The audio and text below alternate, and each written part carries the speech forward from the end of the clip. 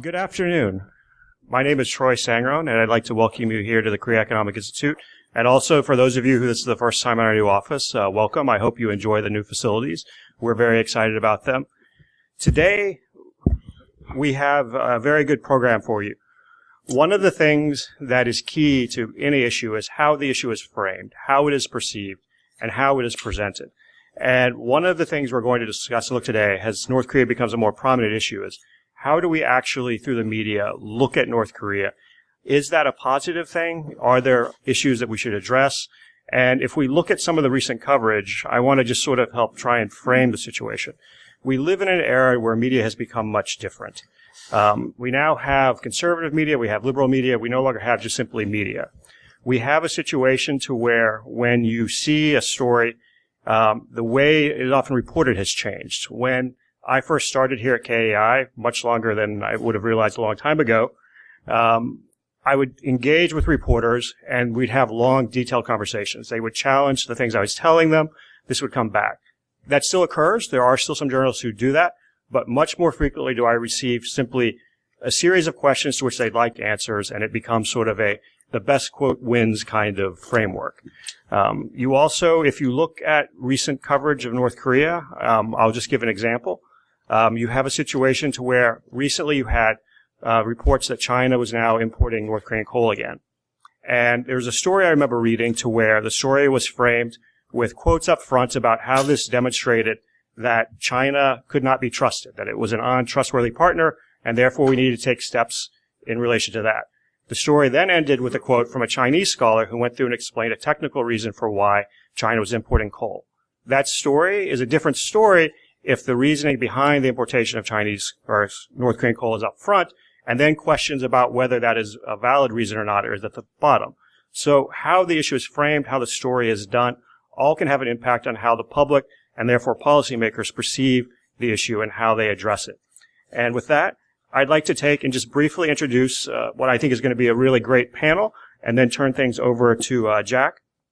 We have immediately to my left John Burden, who is the columnist and a columnist for the Korea Times and a contributing editor to the Nikkei Asian Review. Next to him, we have Jonathan Chang, who is the Seoul bureau chief for the Wall Street Journal. Next to Jonathan, we have Kong-In Sun, who is the Washington bureau chief for the Chosun Ilbo. Next to her, we have Nat Crutchen, who's the deputy director at the Open Technology Fund. And we also, next to him, have Marcus Noland, who is the executive vice president and director of studies at the Peterson Institute for International Economics. With that, I'd like to turn things over to Jack. Thank you for coming today, and I want to thank our very distinguished panel for showing up today and giving them their insights. One working assumption in the U.S. media, especially on cable news, when it comes to North Korea, is that Kim Jong-un is irrational and irresponsible. He murdered his uncle and his half-brother. He imprisons thousands in concentration camps. Meanwhile, North Koreans have been brainwashed into hating the U.S. Ergo, as soon as it acquires enough nuclear-tipped ICBMs, North Korea is ready and eager to launch an attack on the U.S. Now, some may view this narrative as sensational, while others might believe that it's grounded in reality. Whatever the case, the media plays an important role in molding the opinion of Americans and determining the policy of decision makers. Media theorists speak of the media setting the agenda and framing issues, or, in other words, determining the priorities and tone of public debates. As one observer once wrote, the press may not be successful most of the time in telling people what to think, but it is stunningly successful in telling them what to think about. This process is clear in U.S. reporting about the Korean Peninsula. Jenna Gibson, the communications director here at KEI, who unfortunately could not be here today, recently did a survey of last year's media coverage of Korea among the top 5 U.S. Websites. As you see, North Korea attracted most of the attention on the websites, but last year was unusual in the fact that coverage of South Korea increased due to the corruption scandal involving former President Park Geun-hye, as well as problems with the Samsung Galaxy smartphone. North Korea normally gets much more of the coverage in the U.S. press. The tone of last year's coverage can be summed up in the most frequently used words in news articles.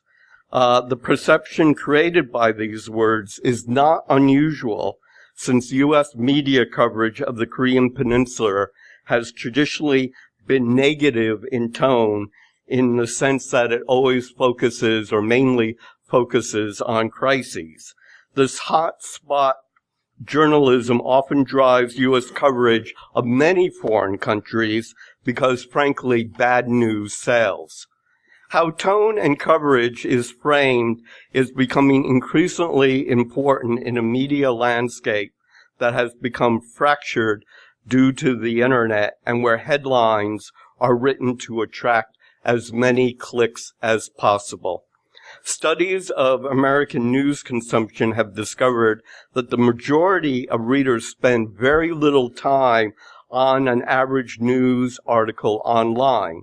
In one 2014 study, for example, 60% of Americans surveyed said that they had only read the news headlines over the previous week. And one particularly avid consumer of media, especially of cable news, must be kept in mind in discussing how agenda setting and framing affects his decisions. To illustrate, on July 25th, the Washington Post reported that the U.S. Defense Intelligence Agency had concluded that, quote, North Korea will be able to field a reliable nuclear-capable intercontinental ballistic missile as early as next year, 2 years ahead of previous estimates.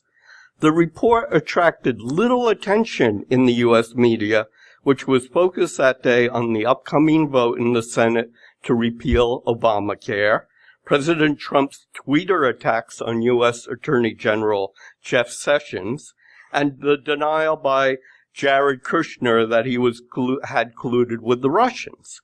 Presumably, Trump had already been briefed on the DIA assessment, but had made no public comments on it or issued any threats against Pyongyang based on it. But on August 8th, the Washington Post published another report stating that DIA had concluded for the first time that North Korea was now able to place a miniaturized nuclear warhead on top of its new ICBMs. Although the report was probably less important than the earlier Post story, the U.S. cable channels, bereft of much news that day during the August recess in Washington, immediately jumped on the story, which sent them into a frenzy. Viewers were told about how Hawaii and Point Cease could soon be subject to atomic Armageddon, and the wall-to-wall coverage prompted Trump, whose actions seem often guided by what he sees on cable news, judging from his tweets, just a few hours later to threaten North Korea with the fire and fury statement that started the escalating war of words between Washington and Pyongyang that has still not ended and has brought the Korean Peninsula closer to the brink of war. Although North Korea's ability to wed a nuclear warhead with a long-range missile and strike a target in the U.S.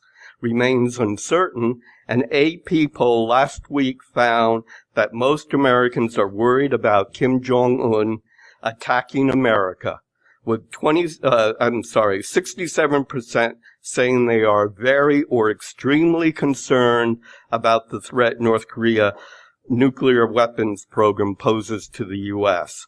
As John Delury, an historian at Yonsei University in Seoul, recently commented, when the public is afraid, facing an adversary it doesn't understand, democracies make terrible decisions.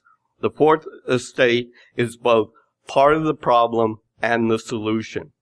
So I would like to discuss today how perceptions on the North Korean nuclear issue affects decisions.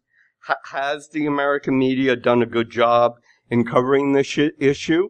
If not, why not? And what can the media do in offering more balanced coverage? Thank you.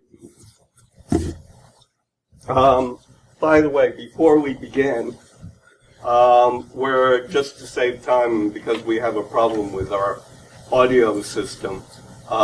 We have, we'll hand out cards to you, so if you could write your question on the card and if your name and affiliation, if you wanted that to be announced as well, could you do that? Thank you. Okay, Mark, you wrote in your blog last week, after you recently visited Hawaii this summer, I believe, you were talking about how they were freaking out about a North Korean nuclear attack. Has U.S. coverage contributed greatly to those fears, and what is your general assessment of media coverage on the North Korean nuclear issue? Okay, well, thank you very much for having me, and let me make two caveats before answering your question. First of all, I am not a media critic.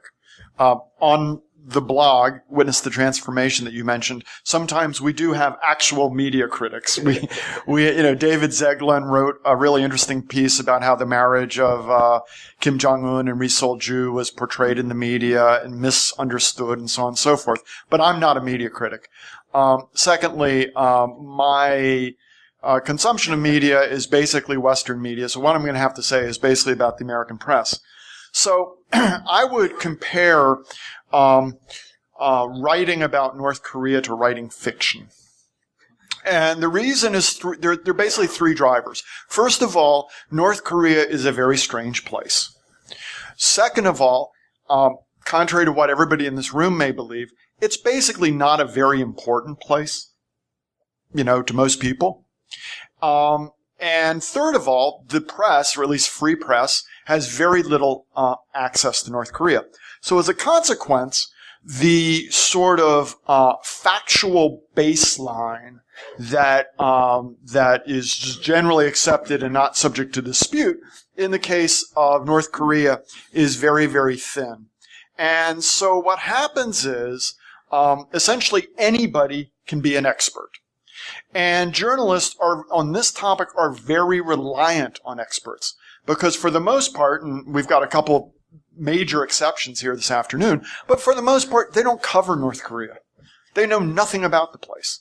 And then there's this episodic demand for stories on North Korea, and they go scrambling around for experts who can both fill them in on background because they really don't know much about the topic, and then provide them with quotes or whatever.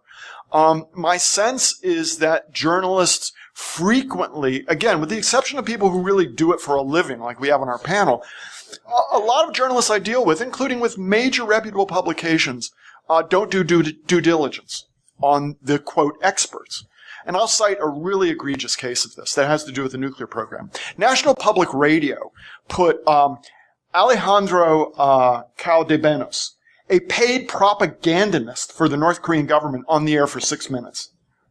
He was never identified as an employee of the North Korean government. He was allowed to make wild statements about the North Korean nuclear program that went unchallenged by the host, Scott Simon, who basically treated the whole thing as a joke. And that's a really egregious case, but there are other cases where, once somebody kind of is an expert and gets in the Rolodex, or the digital equivalent, reporters go back to them, and they are allowed to kind of spin out these tales. The other thing you have is kind of an echo chamber effect, once something gets into the public domain, again, because of the thinness of expertise in the journalism community, it just gets repeated and repeated and repeated, whether it was ever true or not. Example I would give is, as far as I can tell, an employee of the U.S. government, and by context, I think it was probably somebody from DIA, told your former colleague at the FT back in late 2002, your former colleague Andrew Ward, that North Korea derived $560 million of revenue from sales of missiles. Once that number, 560 million, gets into the press, it just gets repeated. It doesn't matter if North Korea has new and better missiles. It doesn't matter if the missiles are under sanction and being seized. It doesn't matter if North Korea's customers are flush with cash or broke. It doesn't matter if there are wars going on or not. It's once and forever $560 million derived from missile sales. And I could go on with examples such as this. So I would say that the journalistic coverage of North Korea tends to be sensationalistic. Maybe Kim Jong-un really did feed his uncle Jang Sung-tak to the dogs. It tends to be very uneven, with some individual journalists being quite knowledgeable. But it also lends itself to kind of fly-by-night experts, people getting things confused. I mean, just recently, I opened up a very reputable publication, had somebody saying that North Korea experiences intermittent famines. Well, I'd be happy to debate that proposition with anybody. Having said all that, I am struck by somebody who works in this area that I can pick up, a general interest newspaper like the Washington Post and learn things. I mean, there's still a lot to be learned. There's still good journalism out there. I don't want to say it's all bad, but it is highly uneven. Insa. South Korea has lived for years under the threat of a North Korean attack, including a nuclear attack. How would you compare the tone in the South Korean and American media about this issue? And do you agree with Marcus that U.S. coverage tends to be more alarmist than what you would read in South Korea? Thank you for having me here, and thank you for KEI having this timely event. Let me start with one episode. A couple of weeks ago, I met a American friend who knows international affairs very well, and he even works in that field. He asked me if my family back in Seoul had a plan to move south further to avoid any potential military threat from North Korea. So I answered him, no, I have never thought about it. But actually, I felt more threat in Washington, D.C. than I was in Korea. So I talked to myself, what is the problem with this situation? So I have subscribed to 3 newspapers, New York Times, Washington Post, and Wall Street Journal. So in the morning, I open the door and get the newspapers. And these days, front page is about North Korea, and there are stories just, allotted the whole page of the newspaper. And there's a story, editorials are related with North Korea, and there's another op-ed which is discussing the options to counter this crisis. And then you turn on TV, news channels, CNN, Fox News, and MSNBC and other news channels. They all talk about North Korea and Kim Jong-un all day long. So I feel really kind of threatened and worried a lot about the possibility of war or any other military strike. Because, I have been covering North Korean nuclear program or their threat for more than 15 years. It's about almost 20 years. I have never had this kind of sense of crisis before. And I think mainly because of the reason is I am here in Washington, D.C. Every day you read what President Trump said on tweet. And every moment when you go to the briefing and any other discussion, they all talk about military options, whether it's preemptive or preventive or surgical. They talk it like a kind of, it's far from here. So they just discuss it very easily and very comfortably. But I don't. I'm really uncomfortable with that. I think the reason behind it is that, I think it was July 4th and July 28th, North Korea has proved their capability to launch ICBM to reach United States, the mainland territory. I think that has changed a lot. And then there's a sixth nuclear test, which is the most powerful ever. That changed a lot. I think they just tapped the faucet, and then people all analysts who have any relations with the working with North Korean issues, they just talked about their own solution, from decapitation of Kim Jong-un, regime change, and military options, or just acknowledgement of North Korea as a nuclear state. So,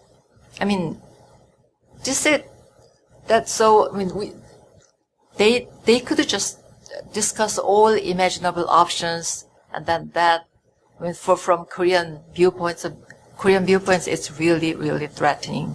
And the other thing that I am very concerned is that the U.S. media has reported North Korea news as in the framework of the confrontation between Trump and Kim Jong-un. That pair is very different from the confrontation between Obama and Kim Jong-il, or President Bush and Kim Jong-il. So Kim Jong-un and Trump are more unpredictable and harsher. So that type of reporting just gives me a kind of watching Hollywood movie type of things. They dramatize the situation a lot more than they do.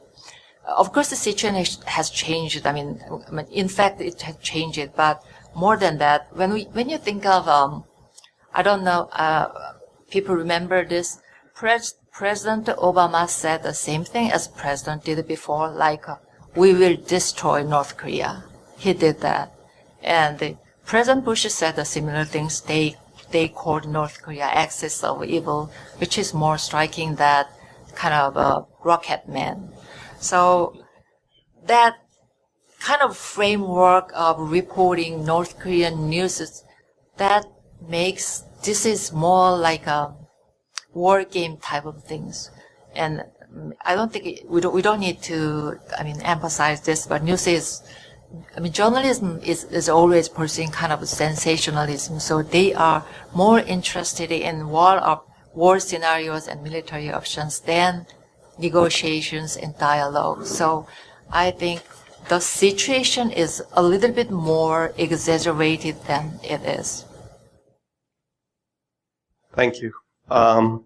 John, the Wall Street Journal has traditionally focused more on economic and business news when it reports about Korea, while your competitors such as the Times and Post have often paid more attention to security issues.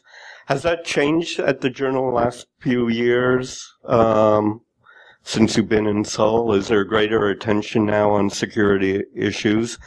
And if that's the case, is that being driven more by you or your editors in New York? Who sets the news agenda? And are you frustrated that you can't write more about other stuff than North Korea? Thanks. Well, I do have some perspectives on this. I've been in Seoul now for 4 years, but bureau chief for about 1. And with the bureau chief title, at least in Seoul, we tend to bundle North Korean security issues there. But prior to that, I was doing Samsung for 3 years, so that's very much in the wheelhouse of what you'd think the Wall Street Journal would be doing. And prior to moving to Seoul, I was in New York and covering the markets, Dow goes up, Dow goes down type of stuff.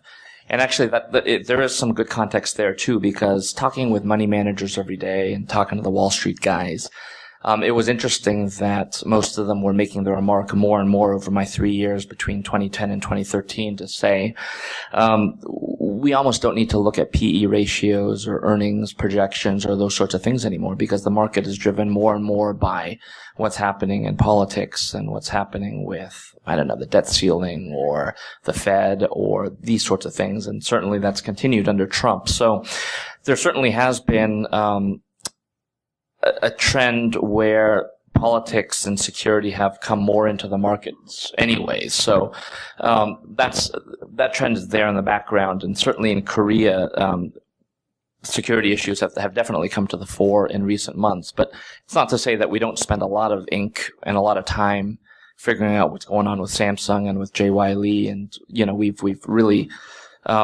made that a top priority. Actually, as far as I can tell, we're the only outlet, at least in English, that has 2 people focused on looking at Samsung all the time. And that's quite a lot. So we have a bureau of 5 and 40% of them are looking at Samsung and corporate news. So I wouldn't say that we've come all the way over to just dealing with security. And of course, the security situation has intensified a lot in the past few months. And for that reason, we have spent a lot more time on it, but so far it's just been me. We're hoping to beef it up a little bit because we expect that the situation is going to continue sort of at this high level, presuming that something doesn't come along and take Trump's attention away and focus on something else. We expect the heat to be on. So, don't know if that answers the question, but yeah.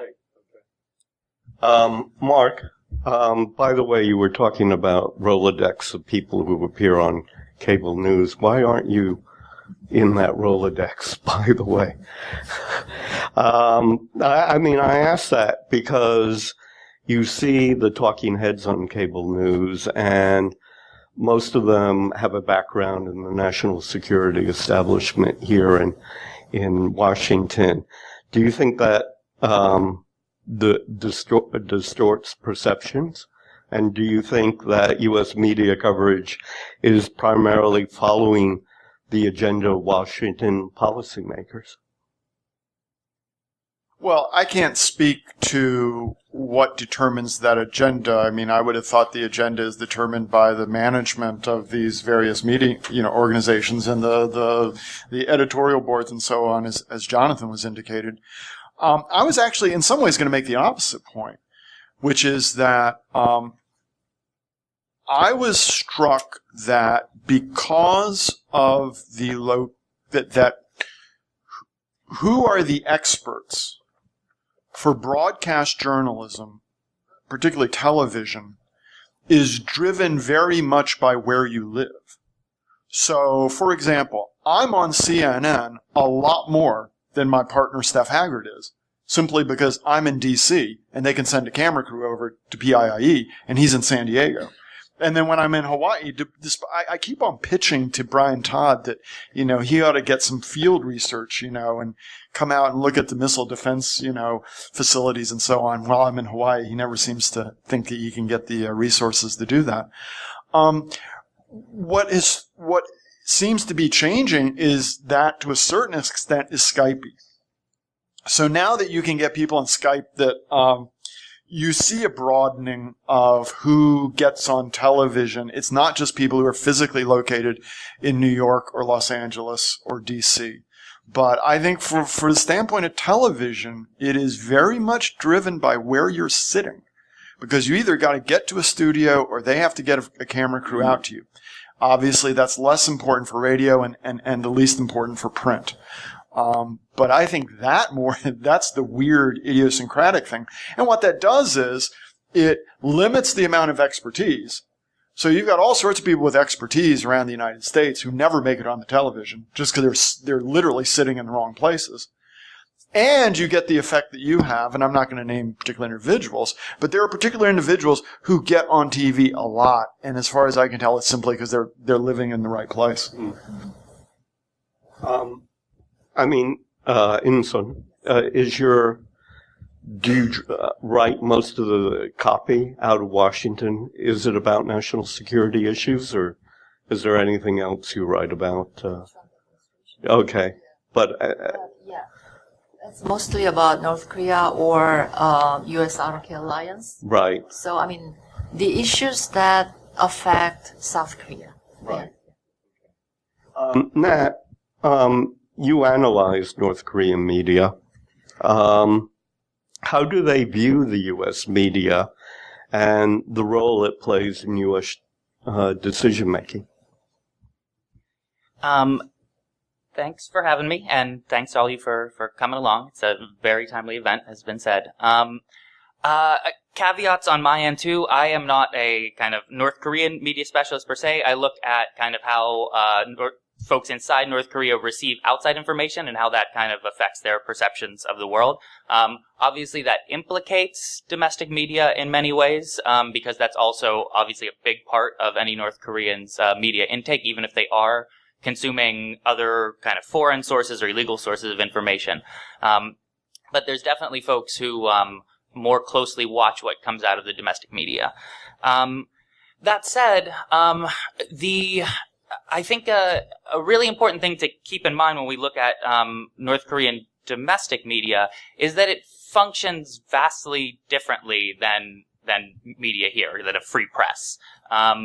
It is part of a large bureaucracy that functions to push out ideological guidance and propagate ideological consistency across its people. And that means that, in essence, the reporting that comes from the U.S. about North Korea, when it gets co-opted into that domestic media, essentially just becomes fodder for the kind of ideological line crafting that they are attempting to do in the domestic media. And certainly they always have options with what is reported in the West and elsewhere, and how to incorporate that to meet the kind of propaganda needs of the domestic media. But certainly, as rhetoric becomes more heightened on both sides, as you get kind of juicier sound bites, as you get kind of what seems to be more kind of mono-y-mono sort of confrontation framed in Western media, that can be recycled into domestic North Korea propaganda pretty easily. And it's North Korean media, as folks who look at it closely will tell you, there's a real art to reading it, because it is so high context and so self-referential, and so much depends on what's been said previously. There really needs to be kind of a corpus of knowledge about how things are generally presented, so you can look for discrepancies in how things change. And so in that way, it's an even more difficult thing for kind of outsiders to get into, because not only do you have to kind of have the background knowledge and the subtle understanding to be able to look at, how things have changed from one report to the next, or what North Korea is actually trying to message on versus some sort of baseline. They also are actually responding to very real material changes in the circumstances in the international situation. And so there is a pretty robust connection between the domestic media and what gets reported in the outside media, but one that I don't think is necessarily intuitive to us kind of on the outside looking in. Thank you. John, you were up in Pyongyang recently as part of what some people describe as a charm offensive, with you and the Times and the New Yorker being invited. That seems to imply a sophisticated understanding of the U.S. media, with the publications across the political spectrum here in the U.S. Did it appear to you that the North Koreans have a good understanding of the U.S. media, and do they see it as a channel of communications with Washington? Thanks. That's a good question. And it's hard to say. Yeah, we were invited. We were there in mid-September. We were wedged between the New Yorker and the New York Times visits.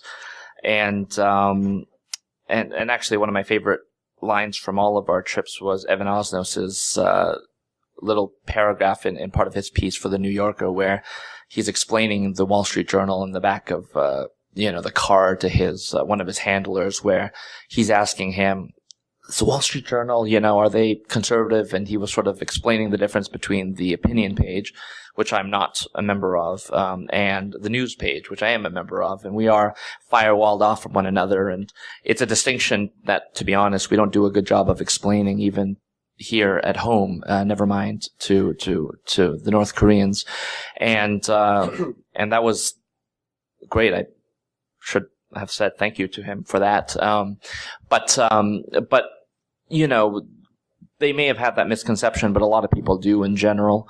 One thing I was struck by when I was there, and I'm still not sure what to make of it, is that, we had two foreign ministry folks with us night and day, and then we had access to one of their more senior officials who we got a decent amount of time with. But they, I'm not sure whether they had just not done their homework or whether there was some sort of higher level 3D chess going on, but they repeatedly seemed to not get that I was in Seoul and kept asking me what life was like in China. And I said, I live in Korea. And they, even by day 4, they were sort of, oh, how did you read that sign? And I said, well, I've been learning Korean and I live in Seoul and so on. And the rest of my contingent, the 3 of them are based in Hong Kong, but they seemed to think they were in Beijing. And one of the guys didn't realize that I had been speaking to him in Ulaanbaatar when I met him there. And once I said it, the light came on and he sort of figured it out. So I wasn't sure. I mean,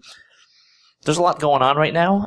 And they had a lot of delegations coming in and out, and there's a lot to take in right now. But it did seem to strike me that they had 4 of us there for 5 days on what I suspect a trip that they took seriously, but they were also just kind of not totally up on what was going on. So I'm not sure whether that speaks to their sophistication or lack thereof. Maybe they're just overworked over there. But anyways, I'll leave that out there, and you can dissect that.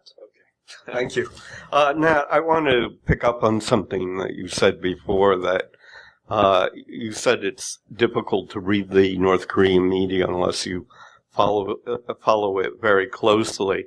And of course, the U.S. media pays a lot of attention to the over-the-top rhetoric that we see coming out of Pyongyang.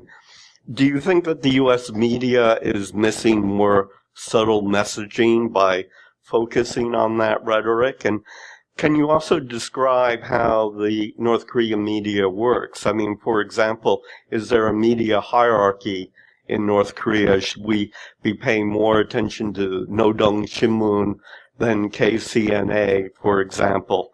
And, what outlet should we really be focusing on? Very good questions all around.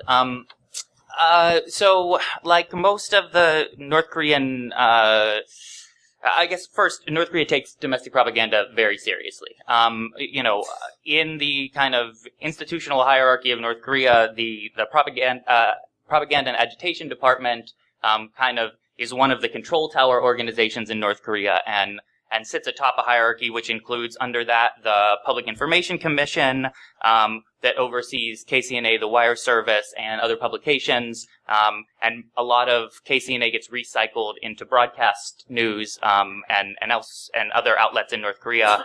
And then all of that content is reviewed by the Publications Guidance Bureau, which is kind of the media censorship organization, which is affiliated with the SSD, the security apparatus.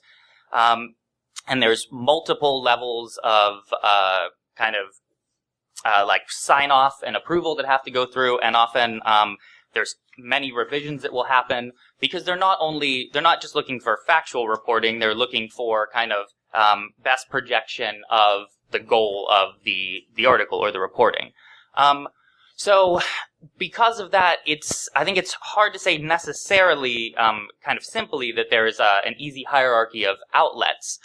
There are definitely ways that North Korea signals the importance of an article based on kind of who it's attributed to, whether it's a kind of government statement versus something that is reported, or kind of the things they want to say are put in the words of other actors. They have lots of techniques for kind of projecting the level of seriousness. But it's not quite as simple as like the Nodong Shinmun is gospel truth in the North Korean context versus others. And And then, of course, there's some variance by audiences, things that are calibrated to be read externally versus those which are meant solely for kind of domestic consumption. In terms of how well does Western media read North Korean media? Not very well. There certainly is a lot that can be understood by looking at North Korean media, but it's a hard thing to look at in isolation. Often it is part of a signaling mechanism that includes other outreach efforts or other kind of signaling mechanisms, and it's it's one that, as I said before, is kind of highly context dependent and takes a lot of kind of historical baseline knowledge to be able to build off from and look for kind of deviations in patterns and look at trends rather than kind of the absolute translated text of whatever the newest articles are. I will say in general kind of about Western reporting on North Korea, I think there's kind of a couple interesting countervailing dynamics going on right now, where on the one hand, there are more open source resources available to journalists interested in North Korea than ever. There's lots of kind of folks in the North Korea Watcher community who have made really good use of what information is available through the sources that are there and have done a good job of putting stuff together and collating it and giving journalists the ability to go deeper. But I think that's particularly hard when it's kind of crisis mode reporting and a lot of new folks, as Marcus said, who don't know North Korea well, are getting pulled in to write stories and haven't been following it for years. Insun, do you think that the U.S. media is missing or distorting what North Koreans are saying because of a lack of understanding of cultural differences, such as the fact that Koreans sometimes use more emotional and dramatic language? Yeah. Do you know what North Koreans? Yeah. I mean, the attitude that's conveyed by that. I don't think so. I mean, it's always hard for us to understand what North Koreans trying to say. I mean, sometimes they are too direct, so that's hard to understand, right? Yeah. Their wording is so harsh, and so they are they are doing something tomorrow, but actually they don't do. So, I mean, it's simple, but hard to understand. So, I mean, language-wise, we understand what they are saying, but I mean, intention, that's still very hard to analyze and interpret. I think the same applies to us as they do to Americans. Okay. Yeah. Okay. Thank you. Mark, Mason Ritchie, who teaches at Hankuk School of Foreign Studies, recently did a paper on North Korean rhetoric, which I know you advised him on, and which concluded that the bellicose propaganda increases whenever North Korea feels more threatened, such as during U.S. military exercises in South Korea. And it uses that rhetoric as a means to set red lines. He suggested that the U.S. media should greatly discount North Korean threat rhetoric unless it's accompanied by more warlike moves. So in other words, to reduce fear among the public and promote a calmer debate. Do you agree with that? And how would you recommend convincing the media that this is the right approach? Okay, so a few things. First of all, yes, I very much like Mason's work. I think very highly of Mason. The data that you're referring to is all taken from the time of Kim Jong-il. Right. So it may or may not be applicable today under the era of Kim Jong-un. Second of all, Mason, the way he set up the statistical analysis, and this is difficult data to work with, but the way he set it up, he was essentially trying to explain their rhetoric. He wasn't using their rhetoric to explain provocations. So I think one of the ways you formulated it wasn't quite right. Because I tried to convince him to do the opposite. I said, that's how you're going to sell this thing. I mean, if you can come out with a predictive model of North Korean provocations based on their press statements, yeah, you'll make a lot of money on that. So I said, give me your data, I'll do it. I just haven't gotten around to it. I think that, I think there is probably an understandable, professional bias, among people who are kind of responsible for this in the U.S. government. That if the North Koreans say, we are going to incinerate you, and you don't take that seriously, and then they incinerate you, that's really an issue for professional advancement. And there is a history of, there are people who were criticized for not understanding those signals properly historically. So I think one has to understand that if you're sitting in certain parts of the U.S. government and you're following the stuff and they start making bellicose statements, you have to take those bellicose statements seriously. Now, at a deeper level, how much signal is embedded in all the noise, that's kind of the thing that I'm sure we have lots of people at CIA and DIA and DOD trying to figure out, and Mason's trying to figure out, and I guess I'm going to start trying to figure out. But I think at a first glance, when people make very bellicose, provocative statements, you have to take them seriously. I think what's new now is not only are we in the era of Kim Jong-un, but we're in the era of Donald Trump, in which the statements of the American president, there was one weekend when I was talking to Steph, and we agreed that if you simply showed us the statements without who had said them, we wouldn't have been able to tell which one said which. They were equally off the wall. And that, I think, is a very unfortunate and potentially dangerous thing. John, do you feel that you have the resources to spend time to kind of analyze North Korean rhetoric and put it into context, or are you being hampered by the budget cuts that are affecting a lot of media organizations? Can you describe generally the status of foreign coverage in Korea right now among you and your competitors? Is it expanding or shrinking because of the crisis? Yeah, I mentioned earlier that we do have approval, and I guess I'm breaking some news here. Yeah, we will be expanding our bureau in Seoul, and happened to be at a wedding over the weekend with a lot of media types, but I got the sense that that wasn't happening at other places just yet, although I don't really know what they're all up to. As it stands, we are lucky to have a bureau of 5 as it is. That makes us, without question, the largest, let's say, Western news bureau in Seoul, with the exception of Reuters and Bloomberg, who are heavily focused on the finance and business sides of things. And that's what we all have in common, right? That's where the money is in journalism these days. It's if you can provide some sort of an edge to investors and a business-minded audience, those are the people paying for subscriptions. So we sort of have the best of both worlds in that we're a general interest newspaper with some skew to the business side.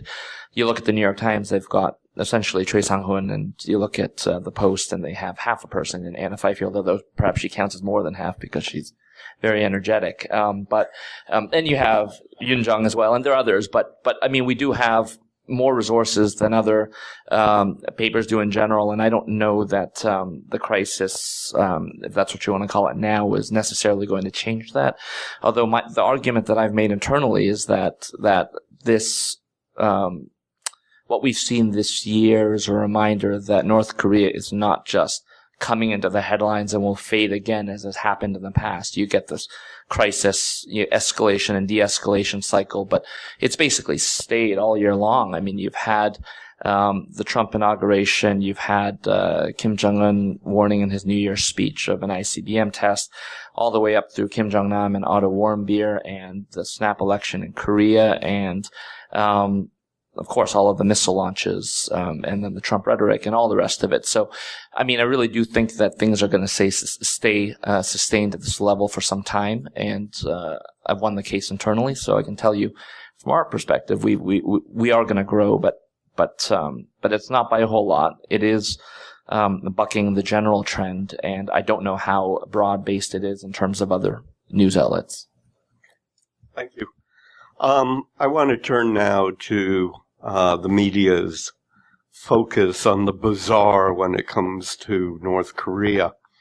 And that has also laid the groundwork for the ready acceptance of fake news and disinformation in the media. I mean, there have been stories that North Korean men must wear one of 15 authorized hairstyles, that Kim Jong-un's uncle, Chung Song-taek, was killed either by being fed to the pack of hungry dogs or by an anti-aircraft gun, that there were 12 North Korean pop stars, including Kim Jong-un's ex-girlfriend, were executed for appearing in pornographic movies. And then there have been reports of senior officials being executed and they appear alive a few months later. And some of these stories have become memes that have persisted for years. And I just want to bring your attention to one. This appeared in the British tabloid, the Daily Mirror, last week. And it's Kim Jong-il's famous 11 holes in one. Now, the origins of this story are something I know about, because the guy who wrote the original story was somebody I know. Eric Ellis, did this story back in 1994. And he was then working for the Australian Financial Review, and he visited the Pyongyang Golf Club, and he played around with the golf professional who claimed that Kim Jong-il had shot a 34 over 18 holes, including 5 holes in one. Now, the golf pro made these claims after persistent questioning by Eric, and Eric, if you know him, is very persistent, in response to his initial claim that Kim Jong-il was an amazing golfer. And so Eric kept asking him, how amazing was he? And the poor golf pro had to keep raising the stakes when it came to proclaiming the dear leader's proficiency on the green. And this tale has become further exaggerated in the telling over the years, with it being said that it was the North Korean media officially claiming this, and the 11 holes in one, and that occurred during Kim's first and only golf game. Knowing that the story was dubious, I asked a reporter at the Korea Times several years ago to call Eric, and Eric basically admitted that it was an example of how scared people are and twisted their minds are, that they feel they have to go to such lengths to tell such a ludicrous story. And then he added, I felt sorry for the golf pro. So, John, my question is, do these types of stories undermine the media's credibility, or else is this the case of don't let the facts get in the way of a good story? Yeah, well, I hope I'm not getting this question for any particular reason, but we, internally, without question, in my 4 years in Seoul, the biggest fuss that we had was over that Jang Sung-taek being fed to the dogs narrative. That one really did take on a life of its own. And we had to fight. I mean, my boss at the time, Alistair Gale, whose name you might recognize, he was really holding back the tide, as it were, because there was a lot of demand or questions from our editors saying, where are we on this story? And Alistair, to his credit, basically said, look, we can't do this. It's not substantiable, and it's beneath us, in a certain sense to do it. And we didn't. And if I am recalling correctly, I think Choi Sang-hoon probably did it the smartest of the pack in that he sort of had his cake and ate it too by writing about how the meta story emerged, and he was able to write about it without writing about it or writing directly about it, which I thought was a brilliant way to have done it, and I wish we would have done the same. But that is a fight that we have to do internally. I mean, that's the most egregious example, but there are other cases where, there is some editor in the Empire who will see something or other and say, shouldn't we be doing this too? And we know that it's, maybe not on the scale of some of the examples that Jack just highlighted, but there is value in us, holding our pens, as it were, and not weighing in on things as much as weighing in, and we lose in the short run, because I know that the clicks on that Jang Sung-taek story must have been, maybe it made someone else's career at another outlet where that's, most prized. And there was a time too, I would say, and I would perhaps peg it around 2010, 2011, was the height of traditional media concerns about the rise of the BuzzFeeds and the HuffPosts, where we felt like we needed to get down and dirty with them and meet them where they are. And fortunately, I think that fad passed, and I think we recognize that our value is going to be in not doing that. So, do you want to? Yeah, I want to add something. Actually, I think the funniest part about the golf story was the thing about the golf pro never having heard of Arnold Palmer. Yeah, but managed to coach the guy up to shoot 34. Impressive. What I was just going to say was, look, the golf story's funny, right? The golf story's funny. The feeding to the dog story, not so funny. They don't come out of the ether. I remember when I was living in Seoul, I was told, and I was told by government officials, let's just leave it at that, Kim Jong-il had the world's second largest collection of pornography.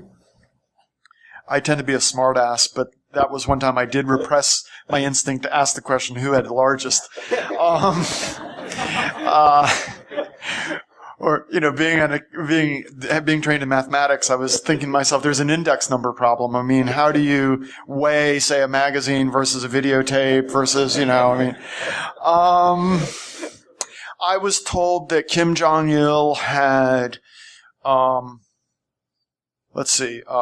disease, diabetes, cancer, basically every STD known to man, beriberi, rickets, Journalists are fed these stories. Yeah. And I think one of the questions you ought to be asking is, how do journalists handle the intentional spread of disinformation by government officials? Well, that goes back to, do you let facts get in the way of a good story? But a couple of years ago, when I was at I was editor at the political desk, and we employed a North Korean defector as a reporter. He is quite famous person, and he knows a lot about North Korea. Of course, he was in political prison, concentration camp in North Korea, so he knows a lot more than we can imagine. And then he even has a friend who can tell him the very important information. So the information came out through his friend in China. So he made a phone call to his friend in China, and he got information from his friend in North Korea. So it came through in that way. But when I read his report, so I need to when he wrote like, I need to write this story. This is very important at this moment. When I read that, I was kind of stunned, and it was very surprising, but there's no way to confirm that. So we just made a meeting that whether we need to publish it or not. Sometimes we do. Sometimes we just consulted the National Information Agency, or, usually there's no answer from there. And then sometimes we took a risk. Like it might be true. So sometimes we just disregard that. But in a few months, it turned out true. It just happened in a way. So we were trying very hard to get the truth out of his report. And he tried hard to get his sources who should be very reliable. He tried hard, but we had a very, very big difficulties in figuring out what is really newsworthy or not. But the thing is, I guess, people, I don't think, from time to time it turned out false or it's not true, but I don't think sometimes that affect our credibility or, that seriously, because people understand it is very hard.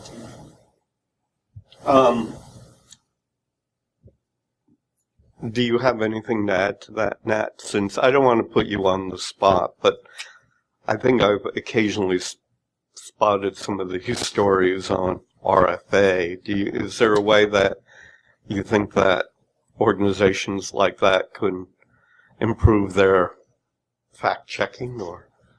Yeah, certainly. I know that's a thing that a lot of media organizations that focus on North Korea have to deal with in a very way, as Insen was talking about. One thing I see that you can kind of watch how the kind of echo chamber progression of a story weirdly increases its credibility in some ways, which I think can be quite detrimental, where it starts out as something that gets reported basically on the back of a rumor from a small, media outlet in South Korea or, along the border, have stringers inside, whatever it may be, who have, kind of maybe less stringent journalistic standards. It gets bumped up a level to something in Korea. The next thing you know, it's in Yonhap, and then others pick it up, and basically it has this weird momentum that it gains where, despite the fact that the original sourcing is quite weak, you end up with something that in the pages of a relatively reputable paper looks like it has a bunch of sources to it and looks like it's gained credibility despite the fact the underlying information isn't great. As someone who does a lot of survey work with refugees and defectors and things, the whole exercise there is to look for the aggregates, is that, to try to wash out the kind of wild ends of the stories you'll get in the kind of outlier things by taking the least sensational things and aggregating them across as many potential sources as you possibly can. And that's very difficult to do when you're trying to report topical news, especially with the limited access folks have to networks inside, where even if something is true, it may only be, regionally specific, or it may be something that was relatively fleeting, or there's lots of ways those things get lost in translation. So it definitely is a difficult task. Okay. Mark, you brought up before, why can't journalists resist some of the disinformation that's being fed to them? It's said that most editors believe that people want to be told what they already believe rather than challenging their preconceived ideas. Is there a danger in offering a simplistic and commonplace narrative about North Korea to a U.S. audience? Oh, absolutely. You alluded to it at the beginning. We now are led by a man who appears to get his information primarily from television, not the daily presidential briefing. And that's true now for the president. It's always been true for some share of the U.S. Congress. And so, that's why I said that the golf story is funny. The feeding to the dog story is not funny, because the feeding to the dog story flows into a narrative that may be true to some degree, that Kim Jong-un is ruthless, or Kim Jong-un is sadistic, or Kim Jong-un is whatever.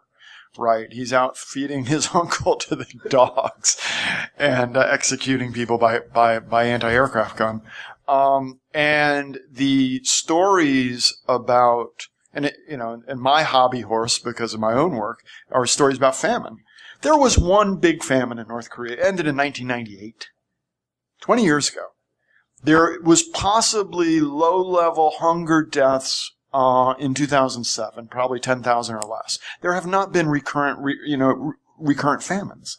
So the idea that North Koreans are all starving and that, either they're primed for revolt or they're all just about to keel over and die, and that they're led by this guy, fat kid in a crazy haircut who's off, that if that's your mental framework and you're voting in the U.S. Congress, that actually matters. Yeah. By the way, we're going to turn it over to Q&A, and if you've written something on your card, could you start passing that now to the staff, and they'll bring those up to me. Going back on, or referring to what Mark just said, John, do you believe that North Korea coverage has fallen into a formula pattern, that one that relies on cliches, as Mark just said? We tend to have descriptions about, still starving North Koreans.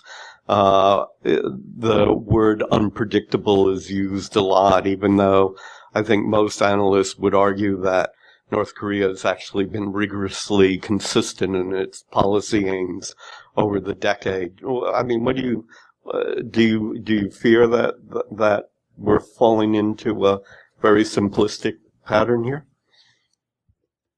Well, I can say that once you've been reporting on North Korea for a few years, you definitely don't want to write those stories because you're sick of reading them and you don't necessarily know that they're true and you want to do something different.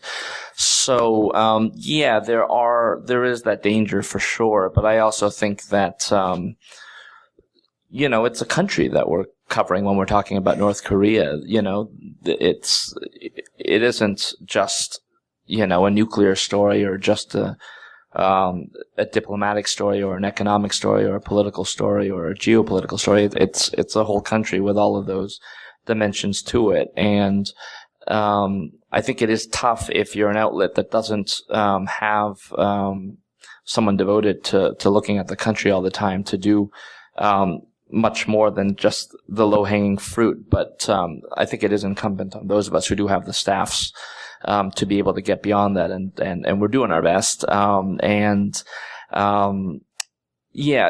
Basically what I would say is, in the same way that there are pressures that would make the path of least resistance, writing that predictable story, there are pressures as well that push people to want to break out of that and stand out. I mean, it doesn't make it it's not fun to write that story again and again, and it's not necessarily accurate. So.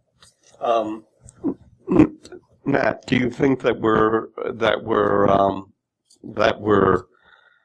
because we're concentrating so much on the weapons program, that we're missing other stories about social trends in North Korea, growth of grassroots market economy, or the subject you're interested in, how the inflow of information from outside is affecting public opinion in North Korea? I think I harken back to the comments that I made a little earlier about on the one hand, there definitely are kind of standout individuals who are digging in on interesting stories that do paint a much fuller picture of North Korea, and increasingly have kind of, informational resources and kind of, analytical resources to be able to do that. But at the same time, what bubbles up to the top of folks' Facebook news feeds are going to be the hastily written, let me just repeat the crazy sound of the North Korean kind of propaganda, as a way to get someone to click on it, because the language sounds crazy to a, Western listener. And so, yeah, I mean, while I don't want to discount the good work that is going on, I mean, there's a lot more kind of serious journalists who have become interested in my little kind of niche issue around North Korea than was the case when I started looking at it. But that said, there's still a lot more of the country that could be explored and kind of dug into by those same good folks. Right. Okay, one final question. Do you think, and this is open to all of you, is there a risk that media coverage has demonized North Korea, creating the image of the other to the extent that it sets the psychological conditions for Americans to accept the prospect of a war that could kill millions in both Koreas, as well as Japan, as well as thousands of U.S. Soldiers? Do you think that is what we are witnessing? I'll just go down the road here. Oh no! Is this on the otherizing question, right? What? The otherizing, you mean? Was that sort of the focus of that question? Yeah. In other words, that U.S. coverage of North Korea turns it into the other. So you create that psychological distance that means that it's maybe easier to go to war with that country.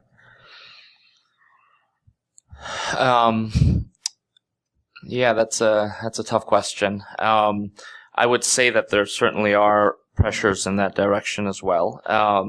We don't have full access. I mean, I just said moments ago that it's a country with all of its own dynamics at work too, but it's also a country that isn't easy for us to access. It isn't easy for us to speak freely with people there, and that is a constraint when you're trying to humanize them.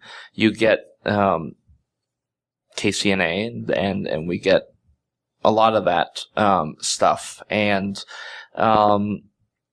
I don't know. I mean, I don't want to say that it's because of North Korea or something like that. I mean, it is. I mean, I think we have the same problem with South Korea too. I think people in the U.S. To them, it's a faraway place, and to our editors, it's a faraway place.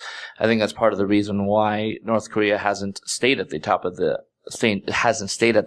agenda for sustained periods of time. It's because it does feel distant, and as much as we try to overcome that, I think that we do have our obstacles as well. So, I guess I'm copying to it a little bit, but I'm not sure that there's an easy solution. But let's hear what everyone else has to say.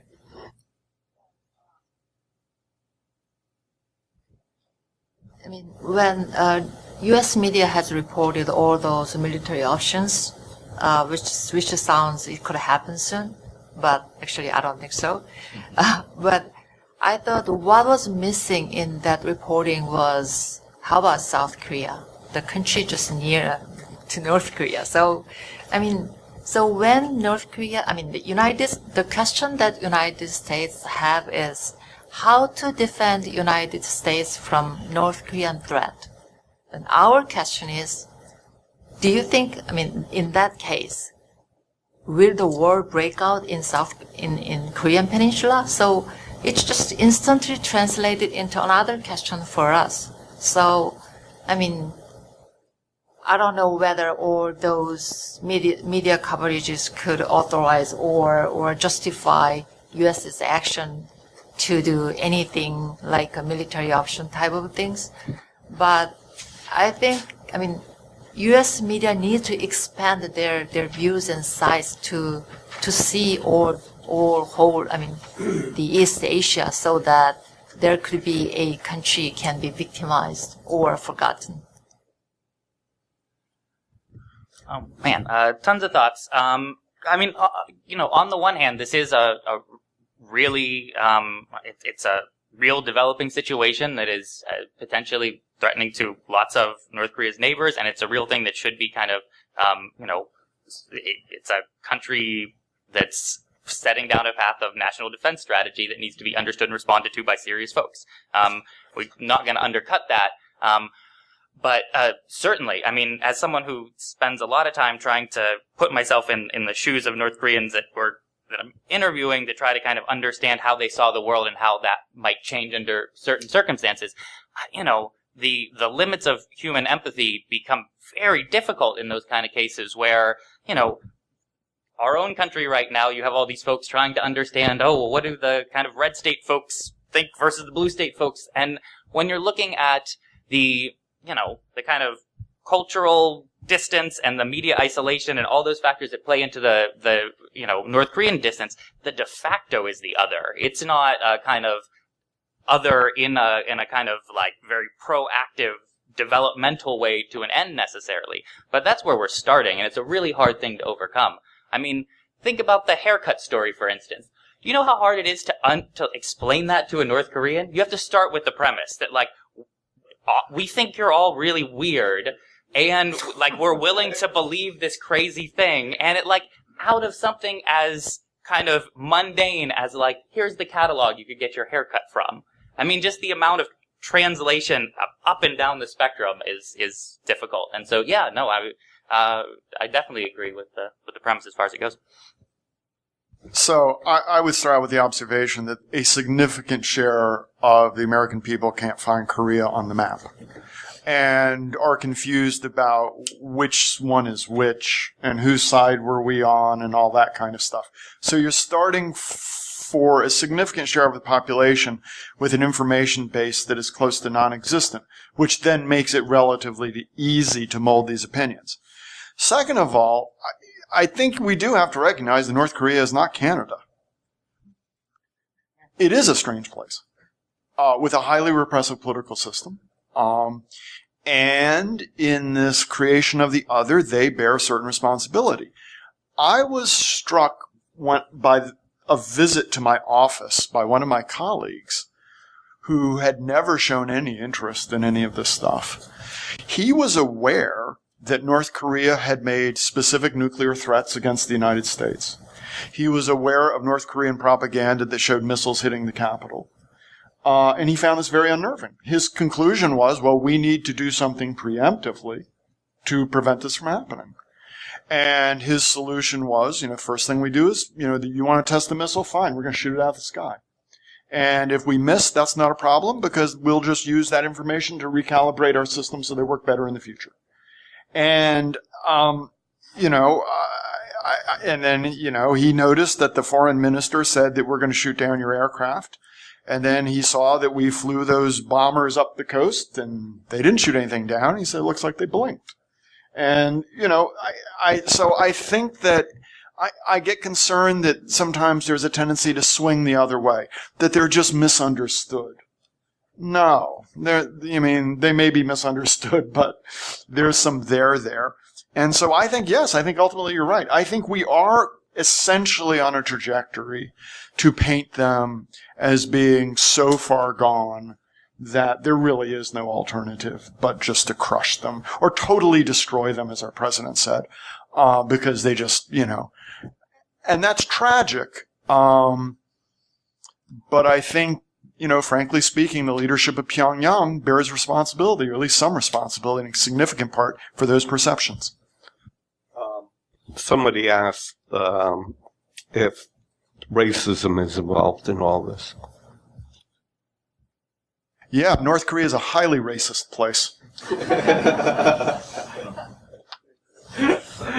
I say that as the father of mixed-race children. Propaganda that comes out of North Korea is the closest thing I've seen to Nazi Germany. It is an extraordinarily racist place. Yeah, I think it plays a role. You had in Miscom in some. You had a question from somebody, Kayla Orla, from the Wilson Center. And she said that, speaking of Trump's fire and fury rhetoric, how did the South Korean media react? And did those words trickle into the North Korean is it North Korean or is domestic news as well? And a related question, are South Koreans now more worried than they were, let's say, a couple of months ago, before August? I thought so. When I first saw that Fire and Fury, I was surprised and shocked first. That means we will have a lot of work from now on, more than we did before. And then, we heard like excess of every type of things before, but this time it looked more threatening because it's President Trump, because we have seen him doing lots of things that we haven't seen in U.S. president. And then I haven't confirmed it yet, but that Fire and Fury type of saying is really good food for North Korea for their propaganda. The reason why they need to defend themselves with nuclear weapons, because U.S. president said it's Fire and Fury, so U.S. is threatening them. So I met one of the North Korea expert, and he said, the President Trump made a kind of 1 year work for North Korean propaganda team. So I understand that way. And for South Koreans, we worried a lot more than we did before. What we did before. I talked with one of my friends before July. I asked, that's kind of a question we do as a joke. Do you have enough water and rice at home so that, to prepare for kind of military strike or war or something? And at the time, they just laughed. Are you kidding? We are okay. We have experienced these kind of things, millions, kind of hundreds of times. But this time they are worried. If something happens, where should we hide ourselves? Do our apartment complex has a basement to hide ourselves for a couple of days or weeks? If that's a nuclear attack, then what should we do? So, as it was well known that in Korea, this Thanksgiving holidays, people exchange the gift like a survivor backpack type of things, which has all those emergency toolkits, which is very sad. So, I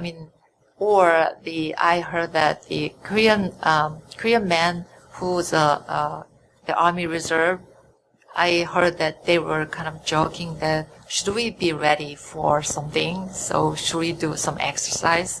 So, people said something might happen. They feel stronger than they did before. We have too many questions here, and some of your handwriting is really bad, but okay, a couple of more questions, and then I think we have to end it. Why don't we pay more attention to other foreign news organizations that have correspondents who are based in North Korea, like Chinese, Russian, somebody mentioned here, Iranian, French.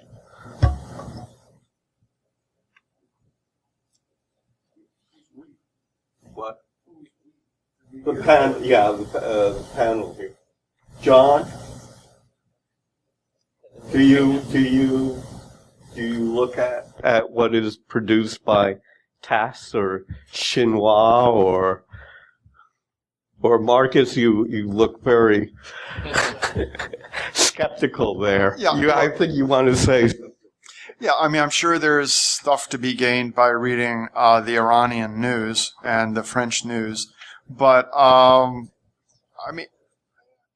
my sense of North Korea is that, and John would probably have a better sense of, or Insung would have a better sense of this, but my sense is that those organizations are also constrained. It's not like they just let you wander around the country, wandering into markets and people's houses and interviewing people. Again, it's not Canada. Let's not kid ourselves. Okay? Yeah, I heard from one Korean reporter who traveled a lot, not very extensively, but actually he traveled in North Korea quite a long time, and he said he was trying very hard to get some different stories from North Korea. But finally his conclusion is that you don't need to travel to every sea to get to know that the seawater is salty. It's just salty everywhere. I'm going to call on Chris Nelson because I can't read your question. I'm sorry, but I know that you've been on panels like this before, so I actually want to give you the last word. Or okay. Thank you. I thought my handwriting was there. I usually read it for at least 2 days after I wrote it.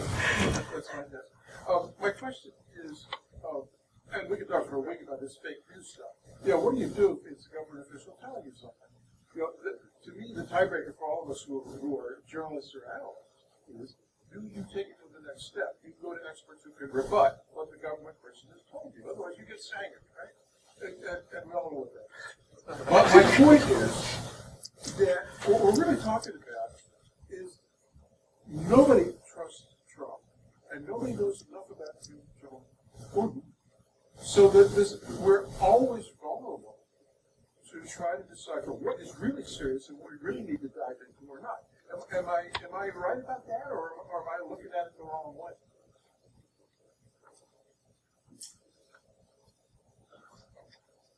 Anybody? Yeah, I think you're looking at it the right way. Yeah. But then it boils down to trust, doesn't it?